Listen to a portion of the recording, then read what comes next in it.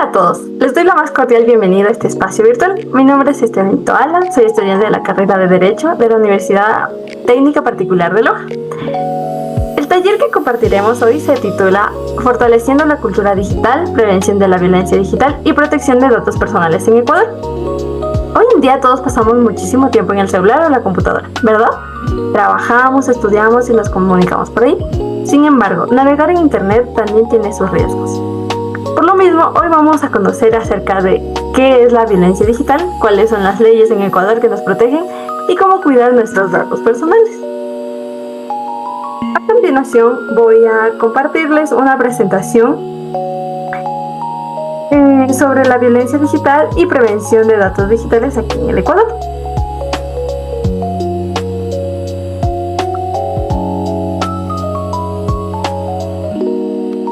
Empecemos por entender qué es la ciudadanía digital. La tecnología es una extensión de nuestra vida real, por lo tanto, los derechos digitales son exactamente los mismos derechos humanos, pero aplicados al entorno en línea. El objetivo principal aquí es garantizar que los niños y niñas y adolescentes tengan un acceso seguro, educativo y creativo en la red. Prioridad y protección. Bajo nuestra legislación, existe un principio constitucional clave, el interés superior al menor. Esto significa que el bienestar de los niños prevalece sobre los intereses de los adultos o las empresas. Protegerlos es una responsabilidad compartida entre el Estado, la sociedad y la familia, garantizando además su derecho de ser escuchados en los entornos virtuales. El derecho al acceso y a la educación. El acceso a Internet es un derecho humano, fundamental y una herramienta esencial de aprendizaje. Sin embargo, no basta con estar conectados. Necesitamos alfabetización digital. Esto implica desarrollar habilidades para usar la red de forma ética, proteger nuestra privacidad y algo vital hoy en día, aprender a verificar fuentes para distinguir las noticias falsas o fake news de la información real. La violencia digital. ¿Qué es la violencia digital? En cualquier acción derivada en redes sociales, chats o correos que vulneran nuestros derechos y causan daño psicológico, emocional y social. Lo crucial de esto es entender que no se requiere el contacto físico para causar un daño profundo en una persona. ¿Cuáles son los tipos de violencia? El ciberbullying, que es el acoso entre pares o compañeros. El grooming, cuando un adulto finge ser menor para engañar a un niño. Y la sextorsión, que es amenaza de publicar imágenes íntimas a cambio de dinero o favores. Para combatir esto, existen iniciativas como la Ley Mica Ortega, orientada para prevenir y sensibilizar sobre el ciberacoso y promover un uso seguro de las pantallas. Consecuencias jurídicas en Ecuador. En Ecuador, estas conductas no solo son juegos en redes, son delitos tipificados en el Código Orgánico Integral Penal, COIP.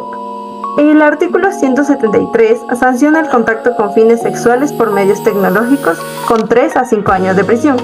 El artículo 178 sanciona la violación a la intimidad con 1 a 3 años de prisión.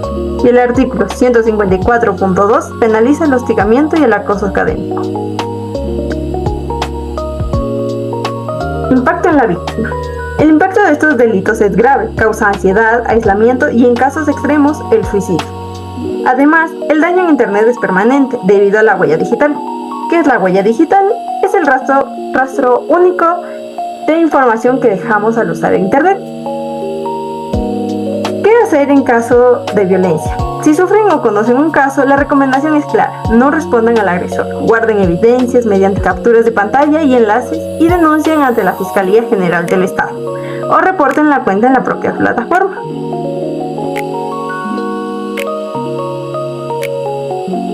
Protección de datos en el Ecuador. Entrando al último punto, hablamos de la Ley de Protección de Datos Personales. Luego, ¿qué datos protegemos? Datos comunes, como el nombre o la cédula, y datos sensibles como la salud, religión, orientación sexual o huellas dactilares, que requieren máxima protección. Los datos de menores de edad siempre se consideran sensibles. Principios de la protección de datos. Quienes manejan nuestros datos deben cumplir 3 reglas de oro. Lealtad, es decir, no obtener información con engaños. Transparencia, informándonos claramente para qué quieren los datos. Y seguridad, simplemente implementando medidas para evitar hackeos o filtraciones. Derechos ARCO. Como ciudadanos tenemos los derechos ARCO para controlar nuestra información. Esto significa acceso para ver qué datos tienen de nosotros, R, que es rectificación para corregir errores, C, cancelación para exigir que se eliminen, y O, oposición para negarnos a que usen nuestros datos con fines comerciales o publicitarios. Sanciones y cumplimiento. El incumplimiento de esta ley trae consecuencias severas. Las empresas que vulneren datos pueden recibir multas entre 0 o 1% y el 1% de su facturación anual, y están obligadas a notificar cualquier filtración. En nuestro país, el organismo encargado de controlar esto es la Superintendencia de Protección de Datos. Recomendaciones y prácticas. Para cerrar, proteger nuestros datos asegura nuestra privacidad e identidad. Leer siempre antes de aceptar los datos. Cerrar siempre sus sesiones en equipos públicos, configurar la privacidad de sus redes sociales, usar contraseñas fuertes y activar el doble factor de verificación.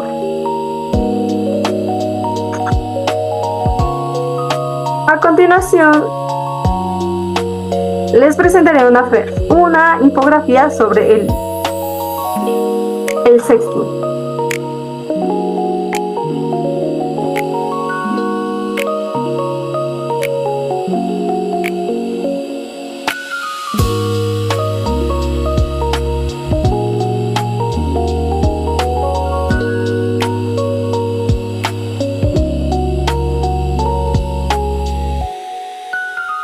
El sexting consiste en el envío o intercambio de fotos, videos o mensajes con contenido íntimo a través de celulares o internet.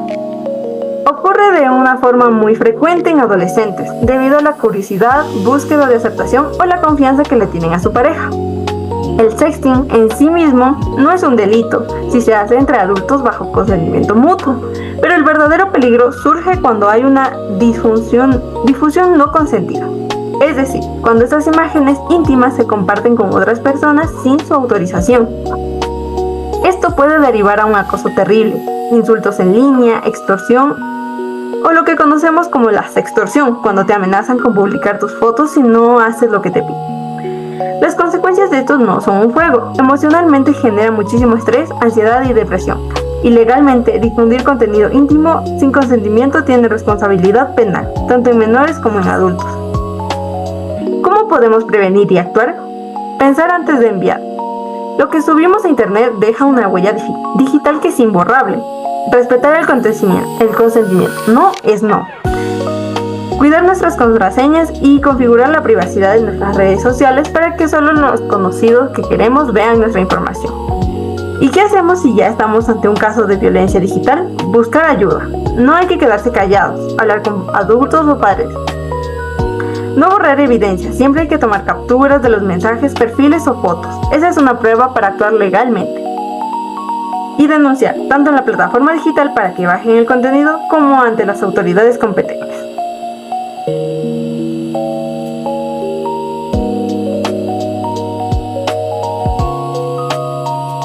Para complementar lo que estamos conversando, quiero presentarles dos recursos interactivos muy cortitos, pero muy explicativos que he preparado para ustedes. A continuación es un video donde vemos un caso real de cómo funciona el protocolo de atención ante la violencia digital en nuestro país de forma virtual. A este nuevo desglose. Hoy vamos a sumergirnos de lleno en un tema que francamente...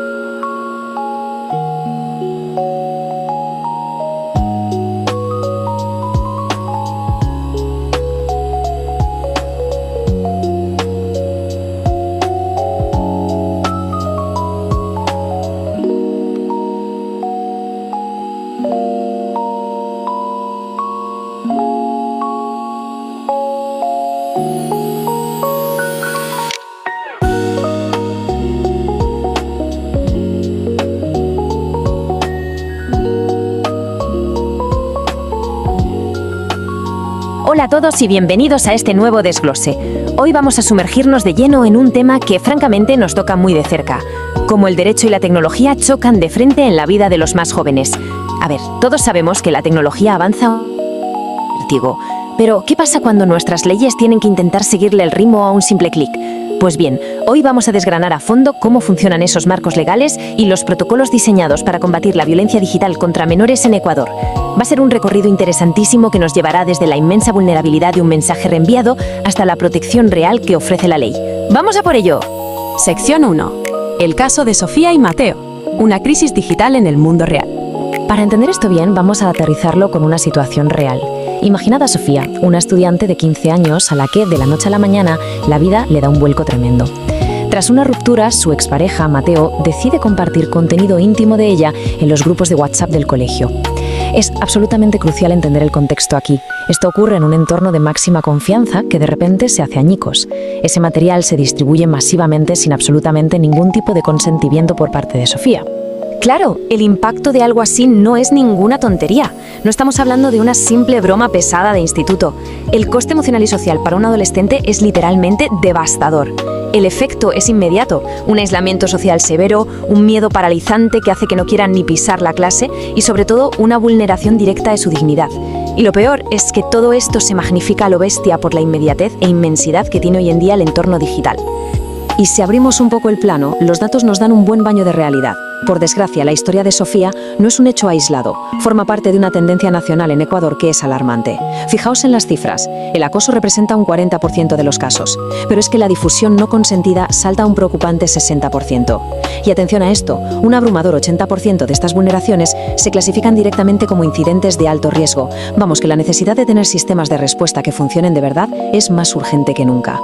Pasamos a la sección 2. Identificando los riesgos, diagnosticando la violencia digital. Básicamente, lo que experimentó Sofía tiene nombres y apellidos legales. Primero está el ciberacoso, que es ese hostigamiento sistemático dentro del propio ecosistema escolar. Segundo, la difusión no consentido, que es la viralización de ese material íntimo. Pero además, aquí entra un concepto legal que es clave, los factores agravantes. Es decir, el hecho de que estemos hablando de menores de edad, de una evidente asimetría de género y de que todo estalle en un contexto educativo, bueno, pues todo esto agrava enormemente la situación. Y precisamente por esos agravantes y por la difusión pública ante toda la escuela, el caso recibe automáticamente la etiqueta de riesgo alto. Aquí no hay margen para quitarle hierro al asunto. Es una vulneración masiva y directa del derecho a la intimidad y a la protección de datos personales de una menor. Sección 3. El marco legal, herramientas para la resolución de conflictos. Entonces, ante esto, ¿qué herramientas tenemos? Pues todo un entramado normativo que crea un escudo legal bastante robusto alrededor de Sofía. Primero, la Constitución, que garantiza el honor y la imagen. Luego tenemos el Código Orgánico Integral Penal, o COIP, que en su artículo 178 tipifica claramente la violación de la intimidad como lo que es, un delito penal. Además está la Ley Orgánica de Protección de Datos Personales, exigiendo un consentimiento que aquí jamás existió. Y todo esto opera bajo el gran paraguas del Código de la Niñez y Adolescencia, que impone el principio del interés superior. Es decir, la protección de la menor es, sin lugar a dudas, la prioridad absoluta. Nos adentramos en la sección 4, la ruta del protocolo, de la prevención a la reparación. Porque claro, tener leyes escritas en un papel es solo el primer paso. Las escuelas y los jueces necesitan instrucciones clarísimas sobre cómo actuar. Y esto es casi como un viaje del héroe en 6 fases. Empezamos con la prevención, a través de talleres. Luego la detección, cuando salta la alerta por parte de un profesor. En tercer lugar, la intervención y contención psicológica inmediata. El cuarto paso es absolutamente crítico, la derivación, es decir, avisar a la Fiscalía porque hay presunción de un delito. Y finalmente, cerramos el círculo garantizando que el alumno pueda seguir estudiando con un plan de seguimiento y buscando siempre una reparación final con un enfoque restaurativo. Llegados a este punto, siendo totalmente imparciales, hay que entender los equilibrismos que hace el sistema. Por un lado, resulta imperativo dictar medidas de protección inmediatas, como órdenes de alejamiento, para garantizar la absoluta seguridad de Sofía. Pero al mismo tiempo, el marco jurídico está obligado a garantizar el debido proceso y el derecho a la defensa de Mateo, la persona acusada. Es la única manera de asegurar que las resoluciones acaben siendo verdaderamente justas y proporcionales. Sección 5. Corresponsabilidad del entorno. Un enfoque múltiple. Al final del día, erradicar la violencia digital no es algo que vayamos a lograr solo leyendo el Código Penal. Requiere un esfuerzo enorme y coordinado, de todos. Es como intentar abrir un cerrojo de altísima seguridad. No sirve de nada tener una sola llave, necesitas varias. Y esas llaves están repartidas en manos de diferentes sectores de nuestra sociedad. Y así es exactamente cómo se reparten esas responsabilidades. El Estado tiene que ponerse las pilas para garantizar marcos legales superágiles. La escuela es esa primera línea de defensa, encargada de detectar y activar los protocolos, pero con muchísimo cuidado de no revictimizar. Luego está la comunidad y las familias, que tenemos que fomentar una ciudadanía digital que sea ética de verdad. Y, cómo no, la justicia, aplicando sanciones que sean proporcionales, pero sin perder de vista esa parte restaurativa para que no haya más Sofías en el futuro. Para cerrar este desglose, quedaos con esta reflexión que me parece brutal y resume a la perfección nuestra sesión de hoy. Nuestras pantallas y dispositivos no son un simple trozo de cristal, son una extensión más de nuestra dignidad humana y por tanto exigen ser protegidas con la misma fuerza. Detrás de cada perfil o avatar hay derechos fundamentales en juego. Esperamos que este viaje por las normativas de Ecuador os haya resultado de lo más esclarecedor. Tras ver los riesgos y las herramientas que existen, la pregunta que nos tenemos que hacer ahora es: ¿qué papel vamos a asumir nosotros dentro de nuestras propias comunidades digitales?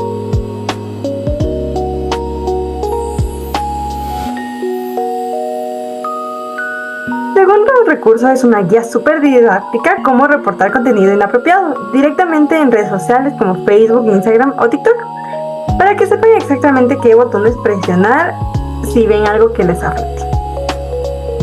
Hola a todos. En la era digital pasamos gran parte de nuestro día navegando en redes sociales, estudiando, trabajando o distrayéndonos en internet. Sin embargo, proteger nuestros derechos en el espacio virtual es tan importante como hacerlo en la vida real. Lamentablemente, a menudo nos encontramos con publicaciones, mensajes o conductas que vulneran nuestra intimidad. El día de hoy analizaremos de manera muy sencilla la guía para reportar contenido inapropiado en plataformas digitales, publicada por el Ministerio del Interior.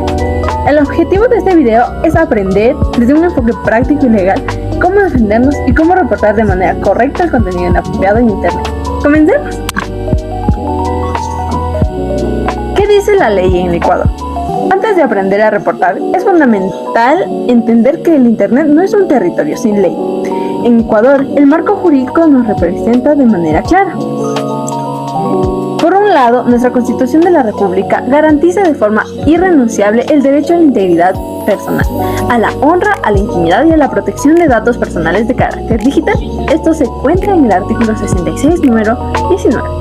Por otro lado, el Código Orgánico Integral Penal, COI, tipifica y sanciona con penas privativas de libertad delitos graves en la red como el ciberacoso.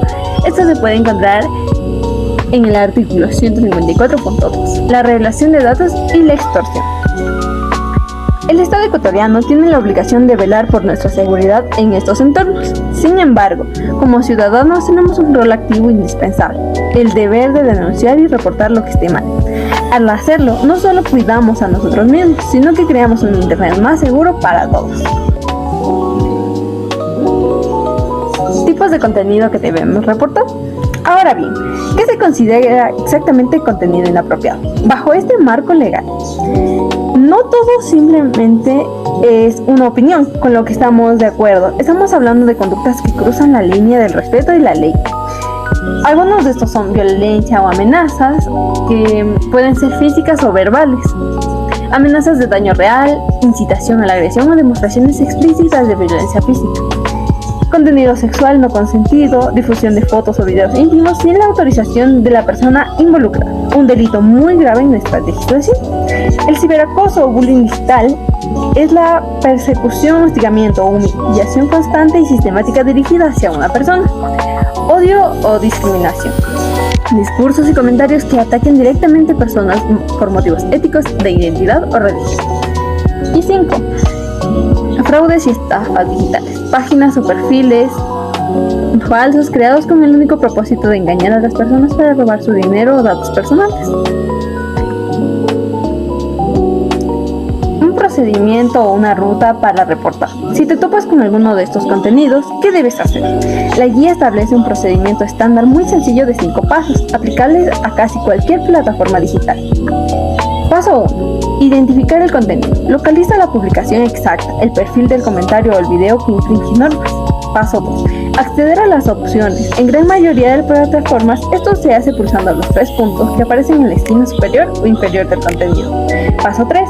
Seleccionar reportar o denunciar. Verás esta opción en el menú de especificar. Paso 4. Elegir el motivo. La red social te preguntará por qué lo reportas. Selecciona la categoría más adecuada, por ejemplo, acoso, contenido sexual o spam. Esto ayuda a que el equipo de revisión humana o a la inteligencia artificial actúe más rápido. Paso 5 y último, enviar la denuncia. Confirma el reporte. Veamos cómo se aplica esto brevemente en las plataformas que más usamos, Facebook e Instagram. Ambas pertenecen a Meta.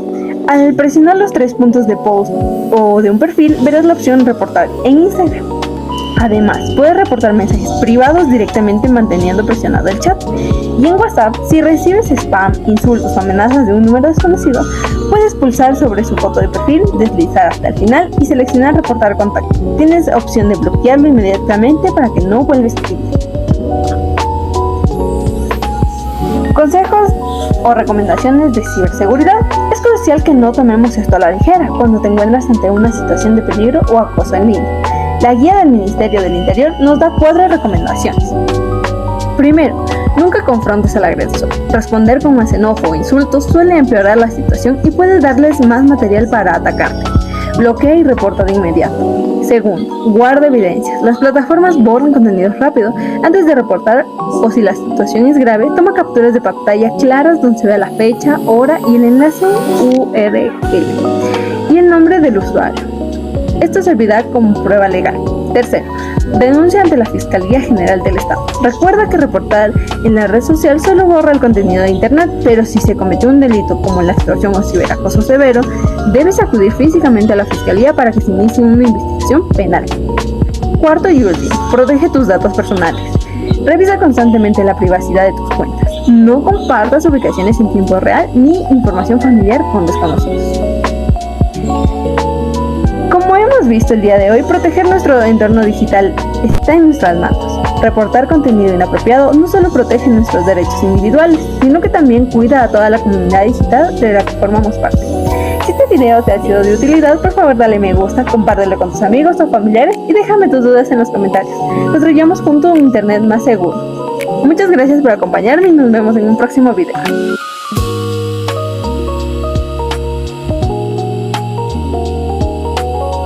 A continuación, unas preguntas. ¿Ustedes creen que lo que hacemos en internet o en redes sociales se queda solo en el mundo virtual o puede tener consecuencias en nuestra vida real? Hola, buenas noches. Yo creo que sí puede tener consecuencias. Como tú dijiste en la infografía, una de las consecuencias puede ser la extorsión con esas, por ejemplo, imágenes o cosas personales que se quedan guardadas en la red. Entonces tenemos que tener mucho cuidado y tomar capturas y evidencia de todo, así como tú lo mencionaste. Muchas gracias por tu aporte. Como vimos en el taller, la tecnología es una extensión de nuestra vida real y nuestros derechos en línea son los mismos derechos humanos que tenemos afuera de ella. Otra pregunta. Si una empresa o adulto quiere usar nuestros datos o fotos de un niño en internet, ¿los intereses de la empresa están por encima del niño o es al revés?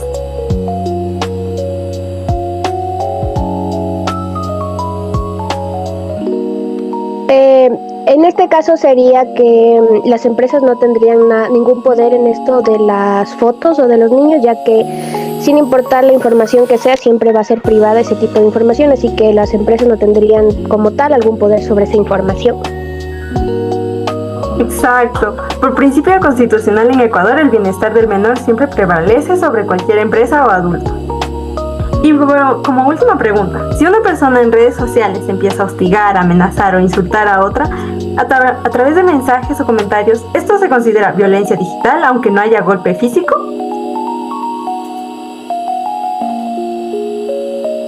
Buenas noches. Sí, definitivamente es violencia digital, ya que no se necesita un golpe físico para que exista violencia.